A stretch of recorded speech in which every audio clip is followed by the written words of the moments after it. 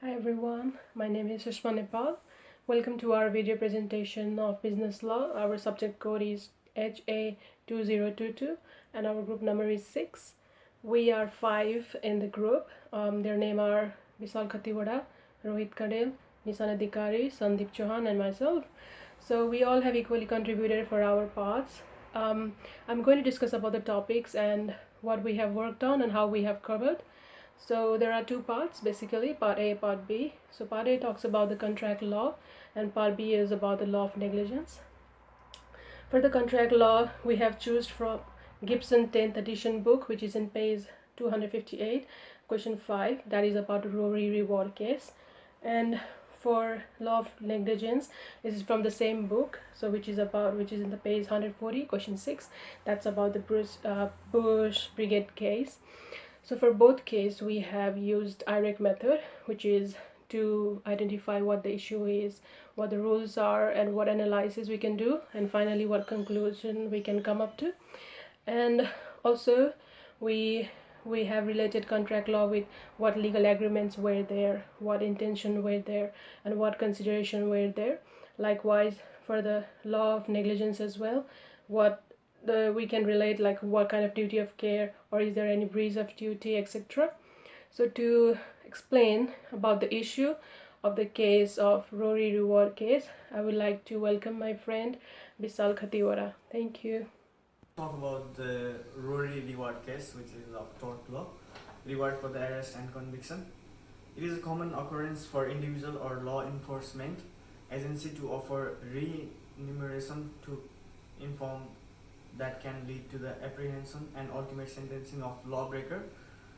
Legally, the individual offering a reward offered to come into a contractual arrangement with the individual performing the task, which is turning in the criminal. The performance of such duties is then remunerated with cash or any other form of reward. According to Hillman 2019, the legal theories that involve rewards are always derived from the law of agreements. In Australian law, a reward offers are typically unilateral contract with the person offering, who is the individual making the offer, cannot compel to accomplish the offer. The being offered can also prosecute for break of agreement if the person offering fails to deliver the reward after the person being offered meet the agreement requirements. The issue of this case is highlighted as this. The Rory offered a reward amounting of $1,000 to any individual that would offer evidence that would lead the sentencing of the individual or individuals that broke into his house and stole all his wife's jewelry.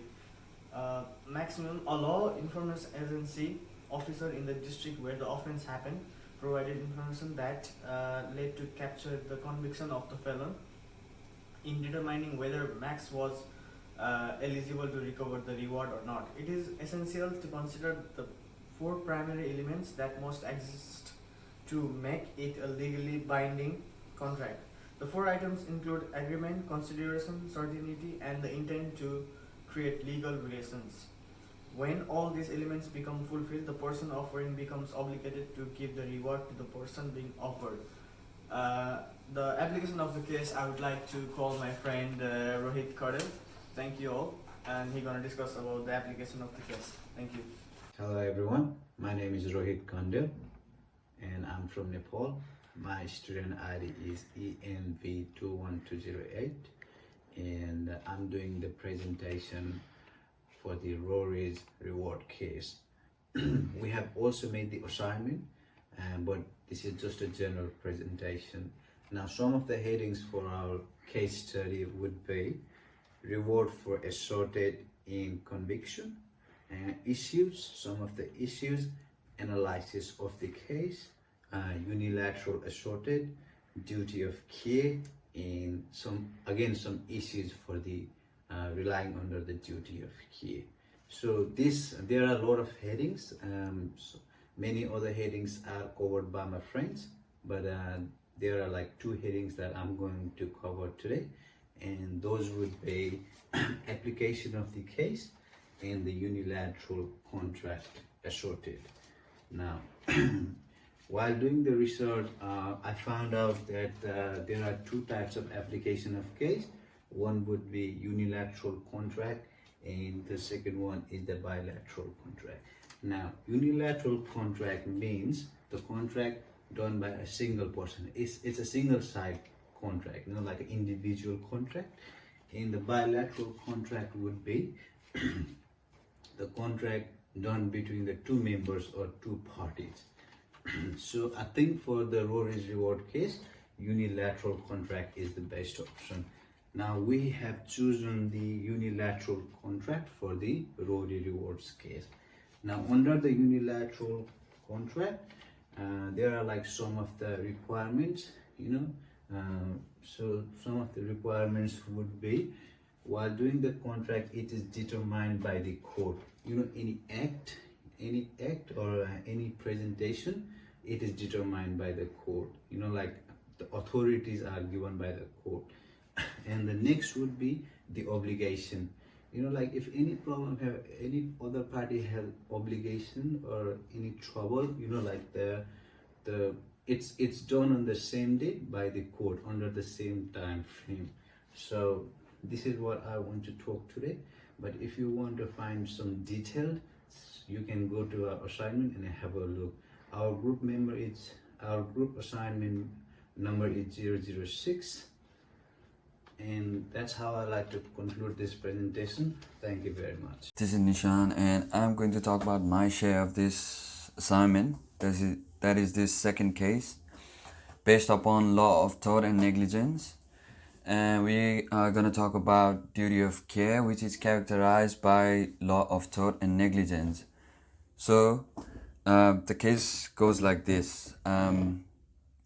So a fire brigade station officer gets a call from nearby area saying there's been a minor accident and they need this special kind of jack that goes into certain type of fire brigades.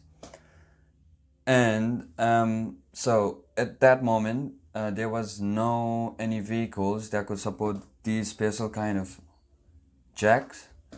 So the officer had to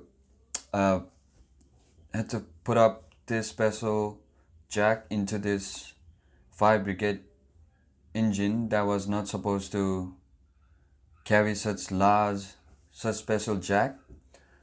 So because it was an emergency and then it was nearby, so he decided on his own to fit the special jack into this fire brigade.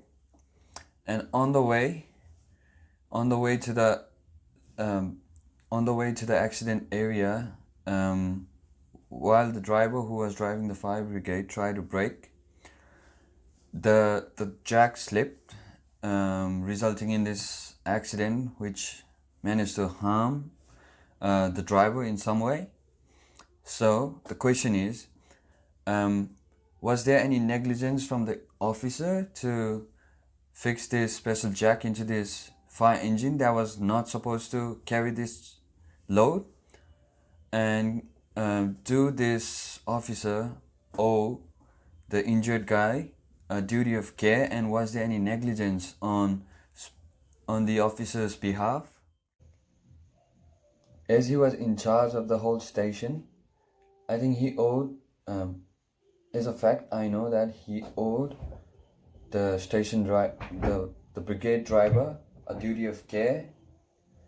And second, was there any breach of duty on the officer's behalf? So he gets this call at a minor accident asking for a special jack, and at the same time the vehicle that was supposed to carry the special jack was out somewhere in some other accident places. Yeah, and he had this chance to avoid this accident. He could have simply put in the normal jack that goes with this fire brigade. Instead he used a special jack, even though it didn't work. And the final thing is, was there any damage? Yes, the driver got injured on the way while braking after the jack shifted, resulting in an injury. So we established all three principles of negligence. This way, we can prove that the driver can seek compensation for the injury against the station officer or the whole department for breach of duty.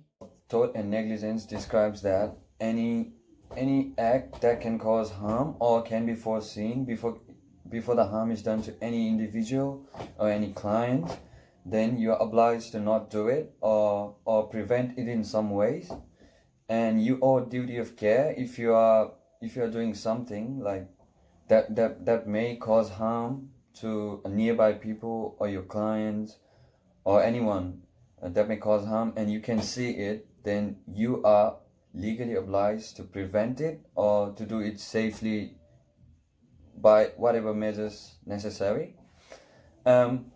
Let's talk about the issue in the case. So it was this emergency condition that the officer had to fit this special jack into this machine that didn't support the jack at all, which resulted in this accident. But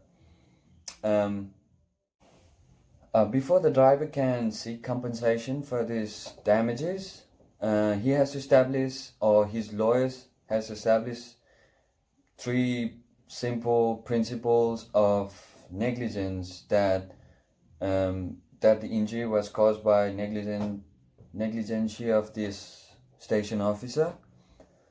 For this, he has to establish that the station officer owed him a duty of care, and second, that there was this breach of the duty which resulted in the harm of this driver. So first, let's talk about if the officer owed the driver a duty of care. But this doesn't mean that anyone can seek compensation for any injury done to them.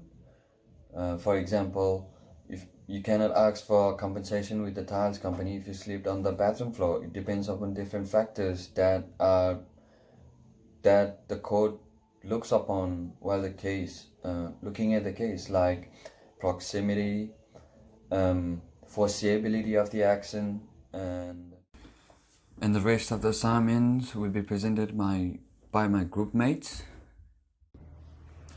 Hi, my name is Sandeep Singh Chauhan, and I've been the part of group with my other group members, and I choose a topic, Bush Brigade case issues, and I just need to conclude it as per my other group members. So to start with, like in Australia, a duty of care is a legal obligations. If you're breaching care of your duties, it means you neglecting the laws, and it comes under law of negligence, which is governed by common laws. So if I'm not performing my duties or not giving care, it means I'm neglecting the laws.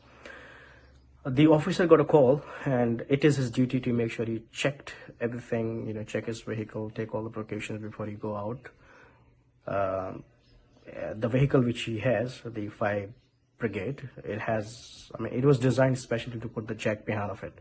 So when you got a call, when you go out, it's his responsibility or duty to check it properly, whether it's been plugged properly or not. But he didn't. He ignored his duties. So it comes like negligence of care.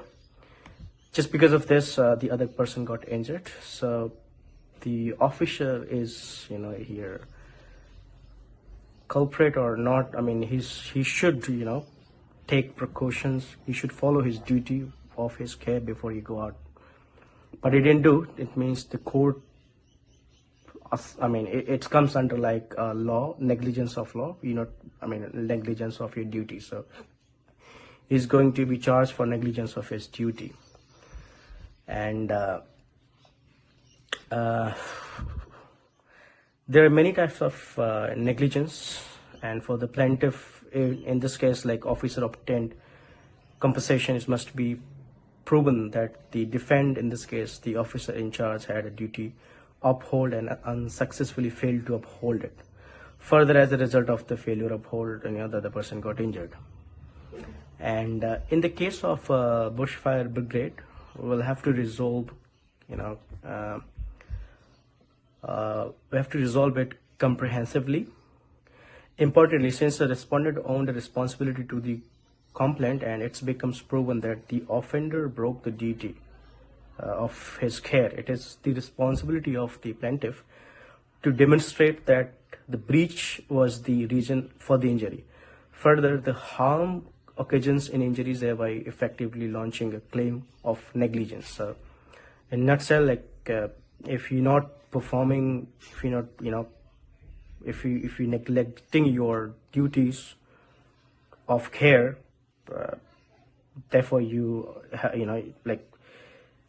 you come under the negligence law, and that's why the officer got charged, of not following the duty of his care. Thank you.